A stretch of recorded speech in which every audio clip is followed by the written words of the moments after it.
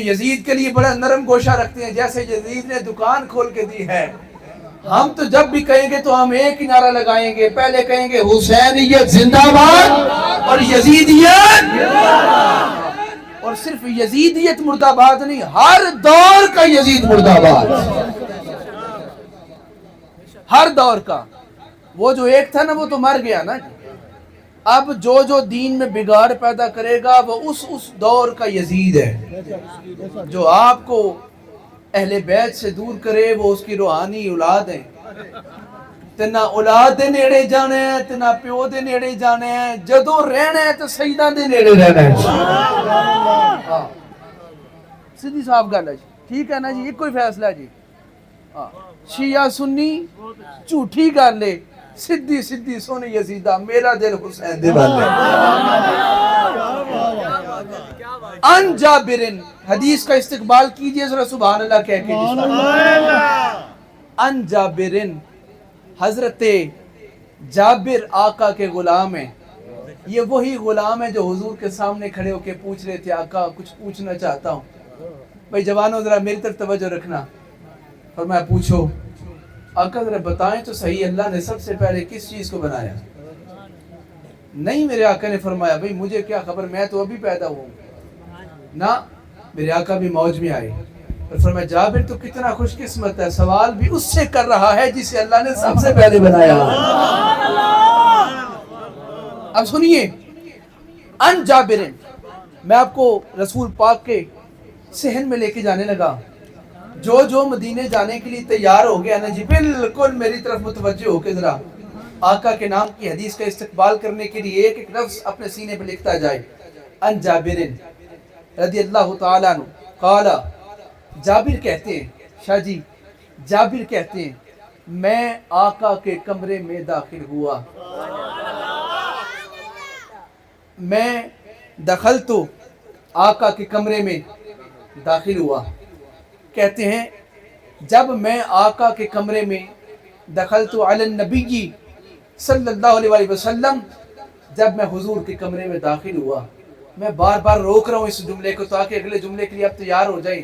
میں آقا کے کمرے میں داخل ہوا، کہتے ہیں میں نے عجیب منظر دیکھا کہ آج مصطفیٰ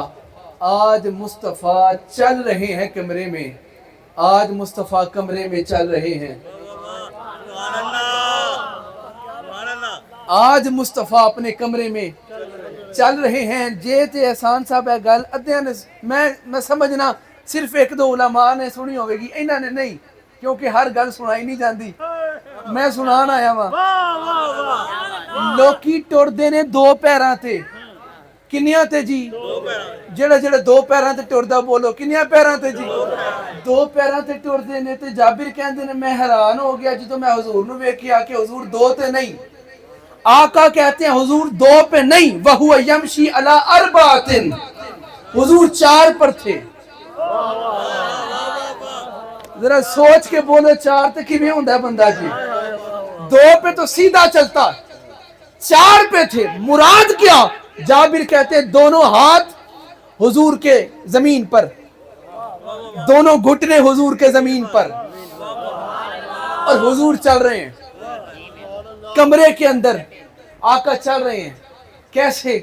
دو ہاتھ زمین پر رکھ کے، گھٹنے زمین پر رکھ کے، سواری بن کے، سواری بن کے، ہاتھ زمین پر، گھٹنے زمین پر، اور سواری بن کے میرے آقا کمرے میں چل رہے ہیں۔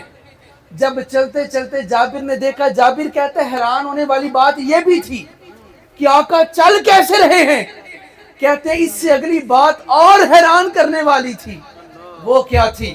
جابر کہتے ہیں آقا تو چل رہے تھے، وَعَلَىٰ ظَهْرِهِ الْحَسَنُ وَالْحُسَيْنُ، اور حسن و حسین بھی نانا پہ بیٹھے ہوئے تھے۔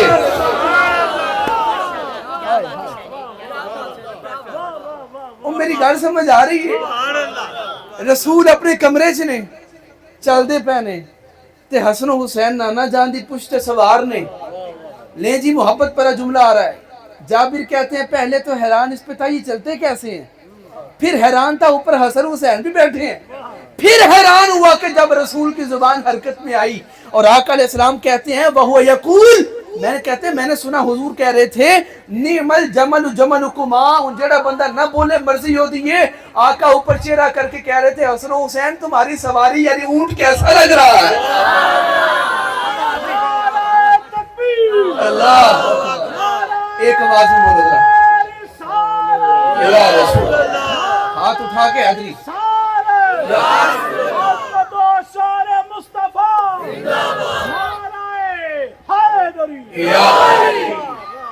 निमल जमलु जमलकुमा। रसूल अपने आप को कह रहे थे हसन हुसैन तुम्हारा ऊंट कैसा लग रहा है।